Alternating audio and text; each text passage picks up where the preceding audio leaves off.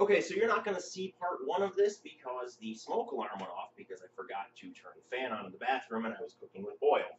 So to start over, we are going to do a soy miso glazed pork chop with a roasted zucchini salsa, roasted corn on the cob, and a caprese salad.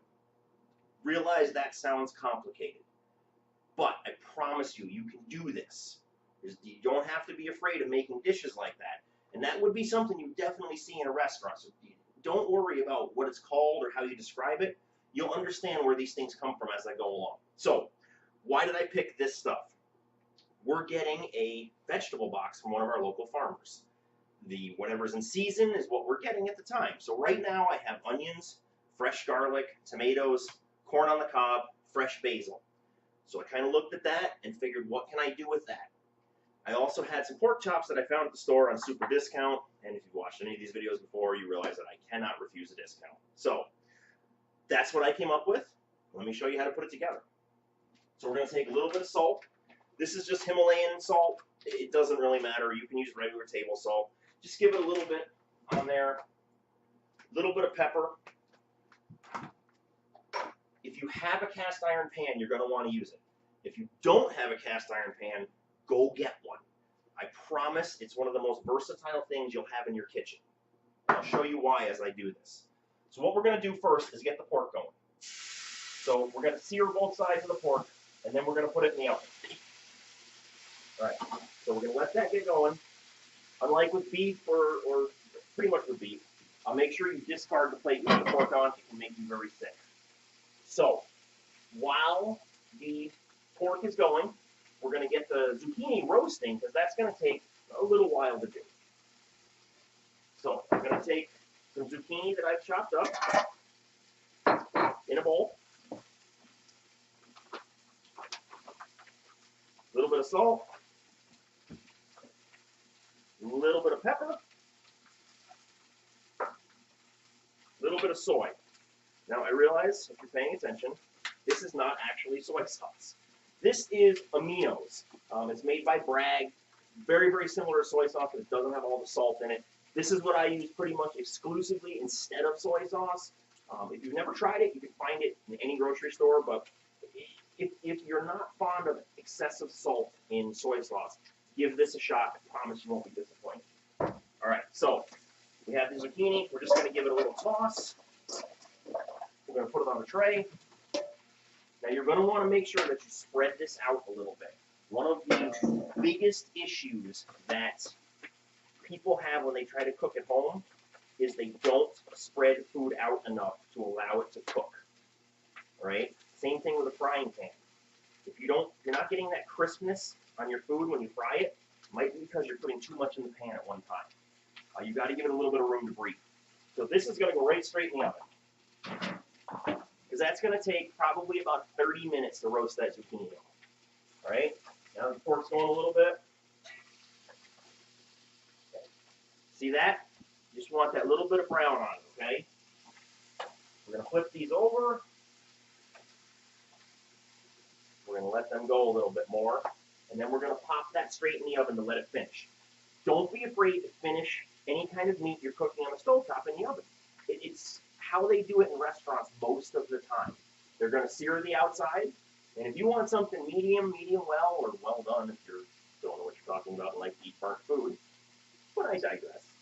They're going to finish it in the oven because if they finished it on the charbroiler or on the flat top, it would burn. So use that tip at home.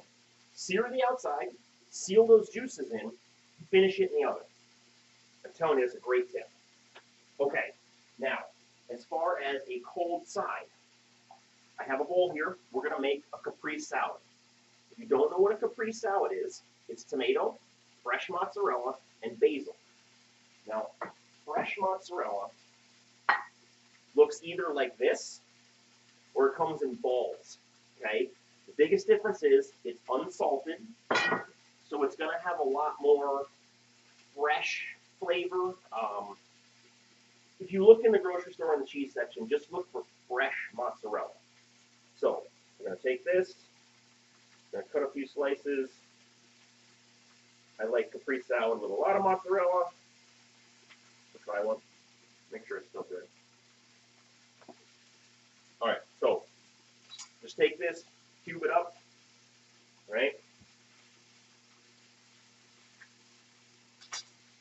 While we're doing this, that pork is probably ready to pop in the oven, okay? So just take the cast iron pan. This is the beauty of a cast iron pan.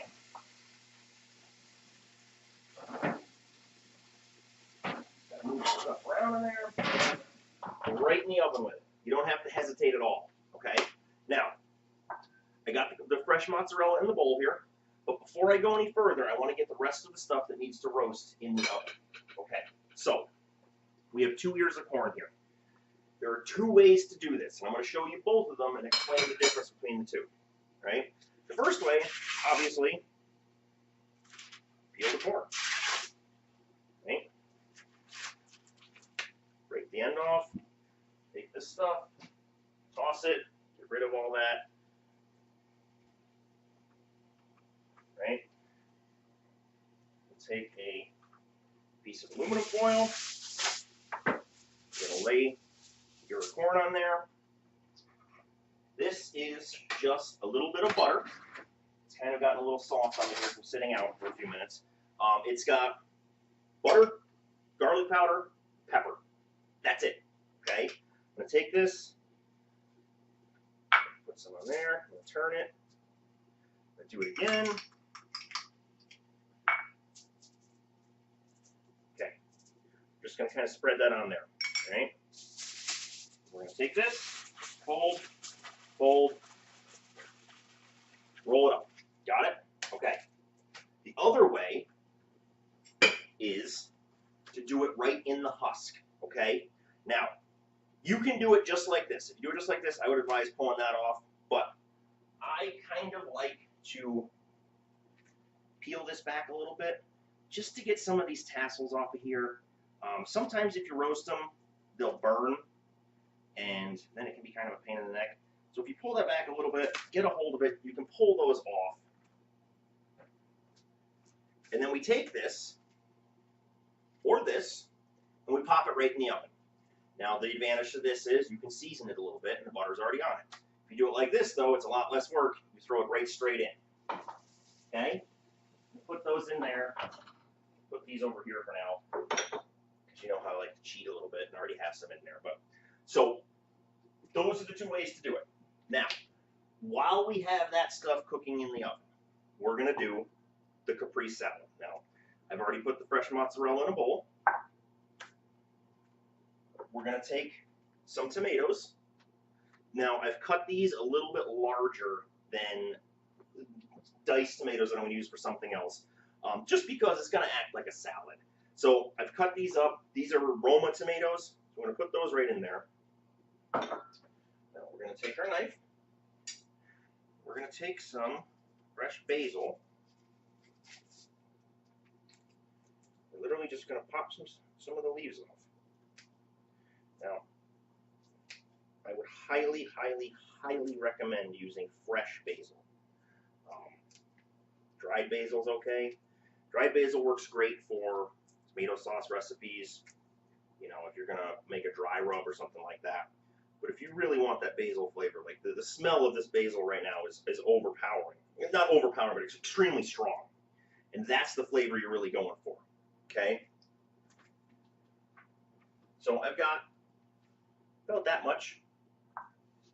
Just going to take this.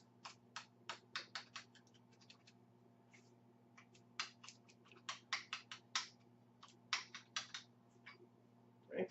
Let's chop it up. Doesn't have to be super fine. Put that right in there. Right. We're going to take a little bit of salt. Drizzle that on there. A little bit of balsamic vinegar. Okay. Now you can kind of do this to taste.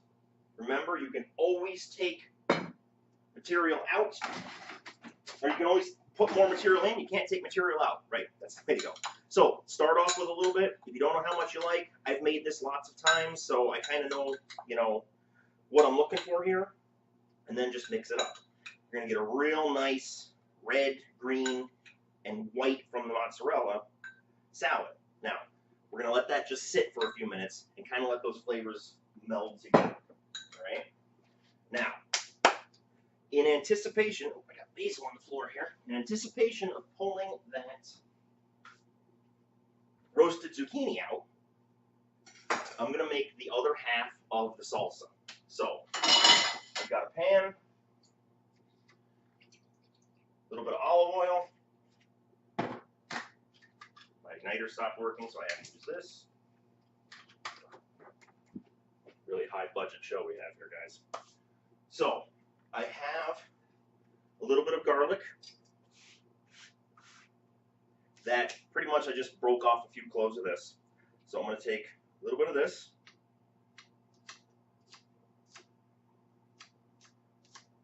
And garlic is really one of those things, do it to taste. We eat a lot of garlic. You know, I put garlic in pretty much, I shouldn't say pretty much everything. I use garlic a lot. I really like the flavor. I think it enhances a lot of things. But if you don't like it, don't use it. Or if you don't like it that much, use less. The recipe that I post will be for what I'm using here, but obviously adjust as necessary. If you've not noticed, I'm not really measuring anything. That's just kind of the way I do it. When I post the recipe on the website, I will post quantities that are approximate so you can kind of get an idea if you want to try and make this at home as to what I'm doing. All right, so we've got oil going here. I have some onions that I've diced up just to save some time. And I've got some tomatoes that I've diced up. And I've diced these up a little finer than the ones I put in the salad. Now, I'm going to throw the onions in the oil. I'm going to let them start to cook down. I'm going to throw the tomatoes in there just to kind of get some of the juice off them. Otherwise, it's going to be really runny. So let's do that.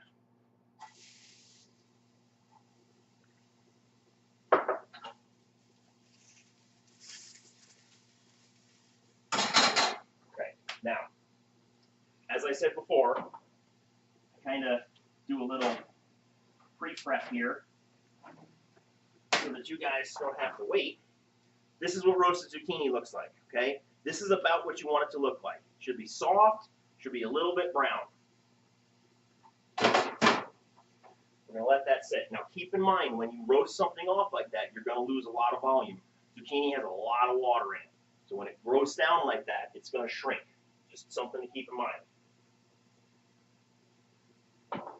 Okay.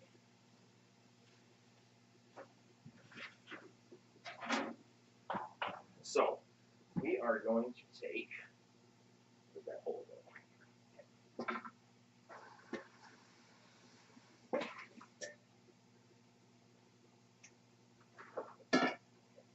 So we've got onions going. We're going to take our tomatoes.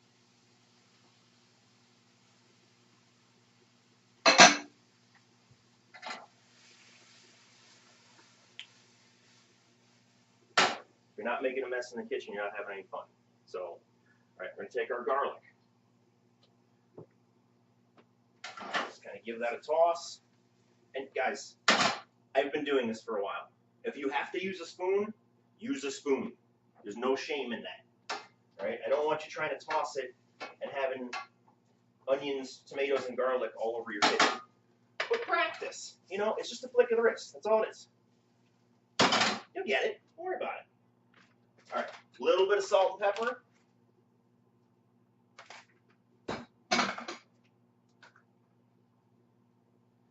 Everybody keeping up so far?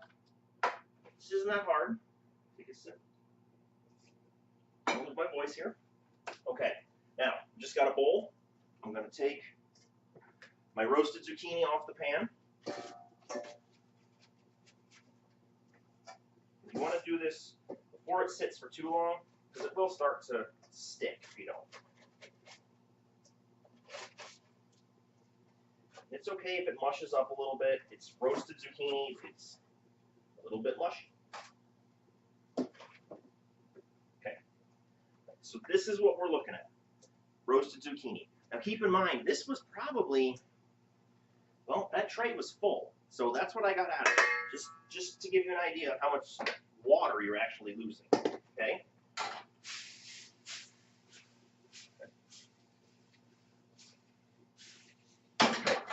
Really, all we want to do is soften up the onions, let that garlic start to really give off a good garlic smell, right? And while I finish that, we're going to take a few more leaves of basil.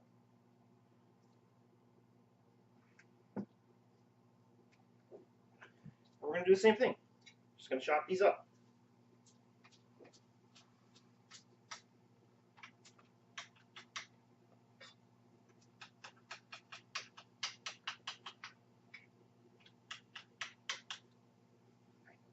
Right in with the zucchini. Right? That's really it. Once the tomatoes start losing some structure, they're done. Right? You don't want to go too crazy with it. Otherwise, you're going to end up more with like a goulash. You don't want that. All right, so we're going to toss that around. Wow, the basil, as soon as that hot mixture hit that, awesome. Okay, set that guy there. Let him kind of stew for a minute, and we are going to take a look at our pork chops. Okay, so there they are. They're pretty much done. That's really all there is to it. So now what we're going to do, we want to get our soy miso glaze. Now, if you've never used miso, it's a paste. It looks like that. You can buy it anywhere. It's made from soybeans. It's not scary. Give it a shot. If you like miso soup, then you'll probably like miso paste.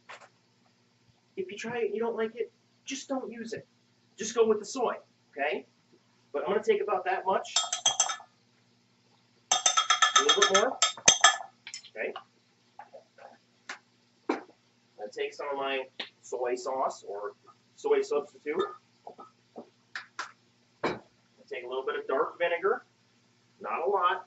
If you don't have dark vinegar, you can use balsamic, you can use red wine, you can use any kind of vinegar you want.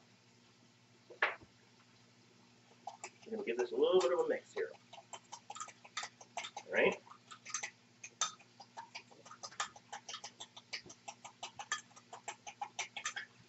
Now, I said we're going to glaze these pork chops, so they are going to go back in the oven. So if you pull them out and you're not quite sure they're done yet, don't stress. They're going to get another chance. All right? We're going to take a little more garlic.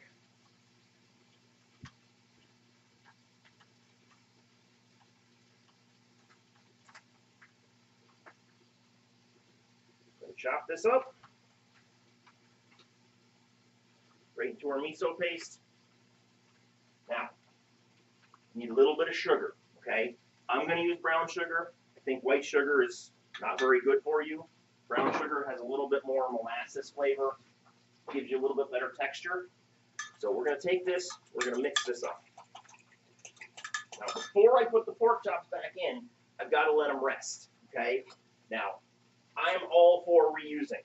I've got my roasted zucchini pan here. I'm just going to do this. Right? Those pork chops can sit there. Nothing wrong with that pan. They're perfectly fine there. All right. Now we're going to take this mixture right into the pan where the pork chops were. You want to get some of that fat from the pork chops. If you have any chunks of miso or anything else in there, just give it a little stir. It'll break them right up. It's not a big deal. Right, and what's going to happen very, very quickly here is the sugar that I put in there is going to start to caramelize, okay? Once that happens, you'll see the bubbles start to boil a little slower, and it looks almost syrupy. Pork chops right back in. Right? In one way, we'll flip them over, okay? Right back into the oven. Put that in there.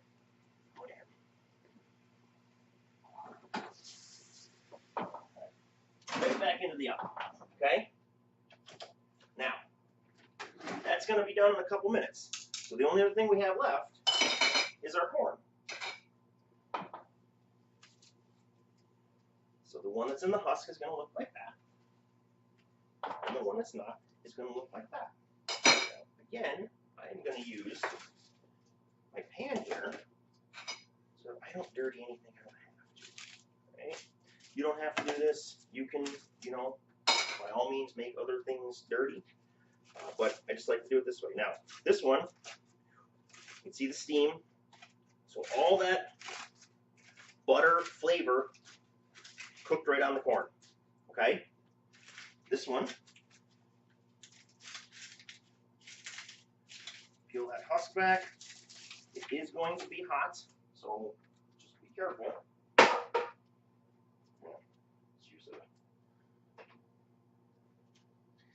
If you've got to wait a minute to do this, I just want to show you guys before making this video too awful long. Okay? Look.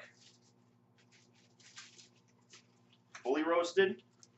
The best part about this one is you can use the husk as a handle. Now, like I said, it's really a matter of preference. This one is going to be buttered, like your normal corn on the cob. This is a little different. It makes for a really nice presentation on the plate. I'm going to use this one to plate this. Just, think it'll look nice. So here we go. We're going to take a plate. We're going to take a little bit of this salsa.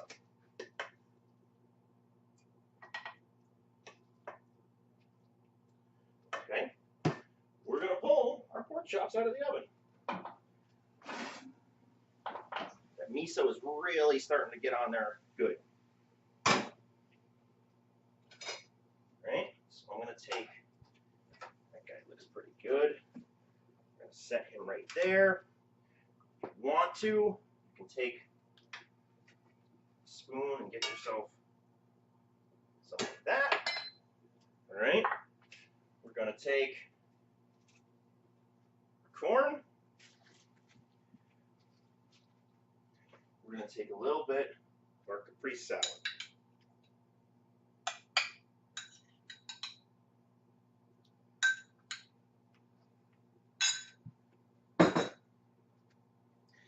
That would be a $25 dish in a restaurant. I just did that, and I did cheat a little bit with putting some stuff in the oven ahead of time. You can do this. I promise you, you can do this. This is simple. If you have any questions, go to the website. My email addresses are there. Shoot me a question. If you have any suggestions of recipes you'd like to see, or you have any comments on this one, leave a comment on Facebook. Leave a comment on the webpage.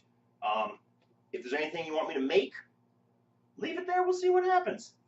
Please share the video. The more shares we get, the more likes we get, the more views we get, the further we can reach this out. I appreciate you guys taking your time with me today, and we'll have another video for you later this week.